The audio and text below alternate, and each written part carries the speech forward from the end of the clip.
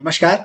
हम सूचना का अधिकार अधिनियम 2005 के प्रावधानों के अंतर्गत आज हम सूचना कौन प्राप्त कर सकता है, सूचना की क्या परिभाषा है, सूचना प्राप्त करने की क्या प्रक्रिया है और क्या सूचना शुल्क है और सूचना प्राप्त करने की क्या समयावधि है, इसके बारे में चर्चा करेंगे। आरटीआई एक्ट 2005 के सेक्शन 3 धारा 3 कहती है कि भारत का कोई भी नागरिक सूचना प्राप्त करने का अधिकारी है। इसमें किसी प्रकार का कोई भेदभाव नहीं किया गया है। एक्ट कहता है कि any citizen of India can access information under RTI act. There is no discrimination on the base of age, caste, colour, race, religion. और इसमें एक महत्वपूर्ण बात यह है कि प्राकृतिक नागरिक के अलावा अगर कोई एसोसिएशन, कॉरपोरेशन, निकाय का पदाधिकारी अपने लेटर हेड पर सूचना प्राप्त करने का आवेदन पत्र प्रस्तुत करता है तो उस सूचना के आवेदन को लोक सूचना अधिकारी अमान्य कर सकता है। आपको नागरिक की हैसियत से सूचना प्राप्त करने के लिए आवेदन पत्र प्रस्तुत करना चाहिए। अब बात करते हैं कि सूचना क्या है। एक्ट की धारा 2F कहती है कि any material in any form called information, किसी भी लोक प्राधिकरण, संगठन और विभाग में जितने प्रकार के मैटेरियल हैं, चाहे वो दस्तावेज के रूप में है, चाहे वो किसी भी डॉक्यूमेंट के रूप में है, वो सब सूचना की परिभाषा में शामिल हैं। और इसमें क्या शामिल है? इसमें आपके ऑफिस में प्राप्त होने वाले सारे ईमेल्स, मेमो, नोटिसेज, कॉन्ट्रैक्ट्स, मत, सलाह, लॉगबुक्स और सभी प्रकार के दस्तावेज जो कितनी भी श्रेणी के हों, जो एक पब्लिक अथॉरिटी के डोमेन में होते हैं, संधारित होते हैं, वो सूचना की परिभाषा में शामिल हैं। साथ ही वो सारी चीजें जो इलेक्ट्रॉनिक माध्यम से उत्पादित होती हैं, वो भी सूचना की परिभाषा में शामिल है। अब सूचना कैसे प्राप्त करें, इसके बारे में बात करते हैं। कोई भी नागरिक सादे कागज पर लोक सूचना अधिकारी को संबोधित करते हुए एक आवेदन पत्र प्रस्तुत कर सकता है जिसमें विषय लिखे आरटीआई एक्ट के तहत सूचना प्राप्त करने बाबत महोदय, मुझे आरटीआई एक्ट 2005 के अंतर्गत निम्नांकित सूचना, प्रमाणित सूचना उपलब्ध कराने का श्रम करें और बिंदुवार 1, 2, 3, 4 जितनी सूचना आप चाहते हैं उस सूचना का स्पष्ट विवरण अंकित करते हुए और अंत में आप अपने हस्ताक्षर, आपका नाम, आपका स्पष्ट पता, ईमेल नंबर, फोन नंबर अंकित करके लोक सूचना अधिकारी के कार्यालय में प्रस्तुत कर सकते हैं। इसके साथ सूचना शुल्क के रूप में 10 रुपए का एक प्रमाण आपको लगाना पड़ेगा।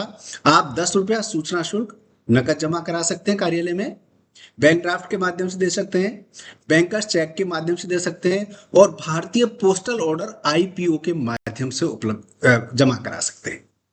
ये आवेदन पत्र आपको सहायक लोक सूचना अधिकारी या लोक सूचना अधिकारी के कार्यालय में रजिस्टर कराना पड़ेगा। एक महत्वपूर्ण बात यह है कि कोई भी नागरिक किसी भी विभाग के लोक सूचना अधिकारी को अन्य विभाग से संबंधित सूचना होने के बाद भी अपना आवेदन पत्र किसी भी लोक सूचना अधिकारी के कार्यालय में दर्ज करा सकता है, प्रस्तुत कर सकता है। सूचना की समयावधि के बारे में बात करें तो सामान्य प्रकृति की सूचना 30 दिन में उपलब्ध करानी पड़ेगी।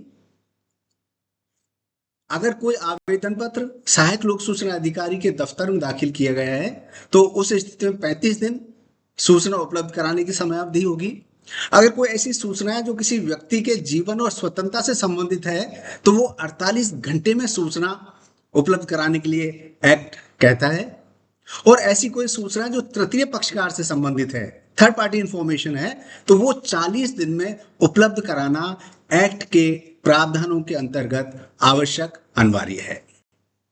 महत्वपूर्ण बात यह है कि लोक सूचना अधिकारी, सहायक लोक सूचना अधिकारी के कार्यालय में आवेदन पत्र प्रस्तुत करने के साथ वहां रजिस्टर होना आवश्यक है ताकि समय अवधि की सीमा उसी दिन से प्रारंभ मानी जाएगी। सूचना शुल्क की बात करें तो सामान्य प्रकृति की सूचना जो A4 और A3 साइज के पेपर की होगी, उसका सूचना शुल्क 2 रुपये प्रति पृष्ठ आपसे वसूला जाएगा। अगर कोई इससे बड़ा पेपर है तो उसकी वास्तविक कीमत आपसे वसूली की जाएगी। सूचना की परिभाषा में सैंपल मॉडल्स भी शामिल हैं। अगर कोई ऐसी मॉडल सैंपल जो आप कार्यालय से किसी विभाग से प्राप्त करना चाहते हैं तो उसकी एक्चुअल कॉस्ट नागरिक से लोक सूचना अधिकारी वसूलेगा।